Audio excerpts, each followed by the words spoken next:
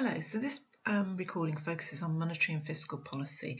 Now, these are really significant concepts actually for the event management sector as a whole, but also at this present time during the pandemic in terms of them being mechanisms that the government can use to actually try to boost the economy.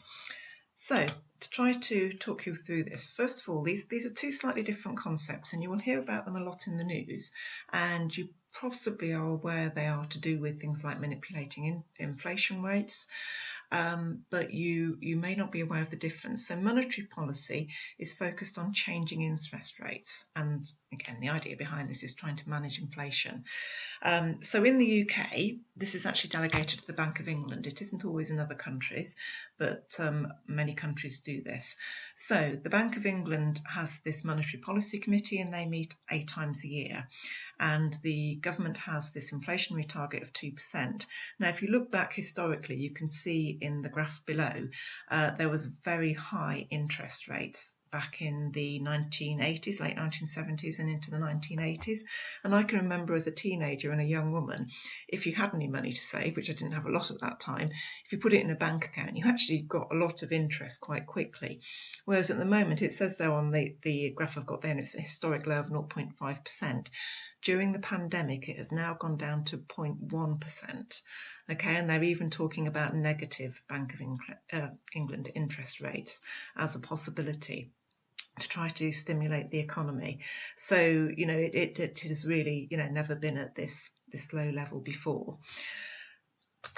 Okay, so if we look at monetary policy in terms of inflation and output, so you can see there, there's an aggregate demand line. An aggregate demand, if you remember, is to do with C, which is consumption by the population, I, which is investment, G, which is government expenditure, and X, which is export earnings.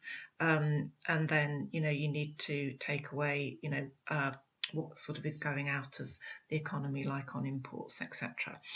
So if the Bank of England reduces interest rates, one of the effects there is people save less. So at the moment, if the interest rate is only 0.1%, there is not much point saving money.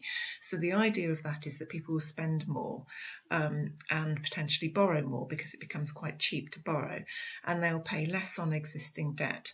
So one of the things we'd see happening is that demand curve should move over to the right, and so there's an increase in aggregate demand, and this leads to more inflation, which would not necessarily be a problem when inflation is low.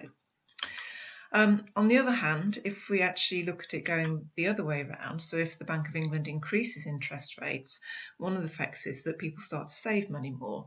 They spend less because it's actually potentially worthwhile saving, but they also borrow less because borrowing becomes quite expensive. And of course, the opposite is happening at the moment because the government wants to stimulate borrowing because they want businesses to borrow money to support themselves and carry on operating during this time with the pandemic. But also if interest rates go up, people will also spend more paying off existing debt. And so what we'll see happening there is that, typically we'll get a reduce in aggregate demand, of course, which the government's trying to avoid at the moment, and that leads to less inflation. So in the mix of actually trying to sort of stimulate the economy and aggregate demand, there is this issue of inflation which sits in there as well. And then if we look at fiscal policy, this is the government trying to manipulate the economy through taxation and government spending. So taxation is basically about withdrawals from the economy, and they have to think about who to tax and how much to tax different groups. So for instance, there are different tax bands in the population dependent on wealth, and there have been talk, for instance, about a wealth tax at the moment to try to draw in more income for the government. So there's issues about who you tax, how much, and also what goods and services are taxed and at what rate. So an example here is at the moment the government has reduced the VAT rate on hospitality sector, and this is actually to just reduce the costs for that sector, which has been hit quite hard by the pandemic. So the sector that affects, and the events sector is partly in there. It focuses on food and drink, accommodation, and tourism attractions. So it's not quite events, but obviously at some events you're serving food and drink. So it's part of that. And then there's government spending, this injections into the economy, and again they have to think about what's good to spend on, who would benefit and how much to spend.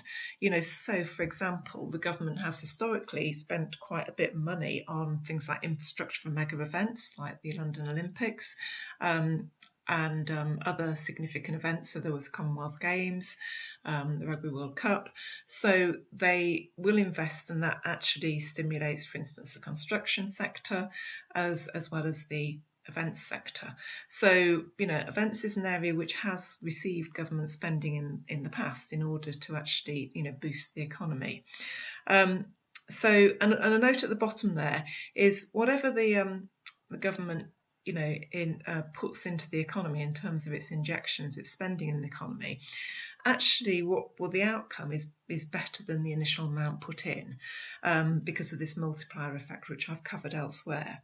So the government puts in £1 million, it might actually result in an effect of more like £4 million because of this multiplier effect and spending elsewhere from people who've benefited from that initial £1 million injection. So if we look at this again in a graph form, the top one there, if there's increased government expenditure, what you see is this increases aggregate demand. So the aggregate demand line moves over to the right. And as I said before, there's also a multiplier effect. So it's greater than the amount that's actually put in.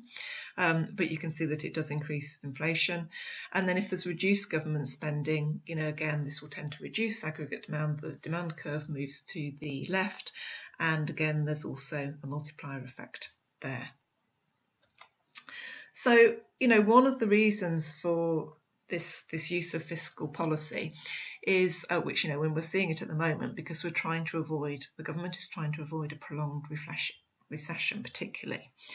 But it also has an impact on inflation.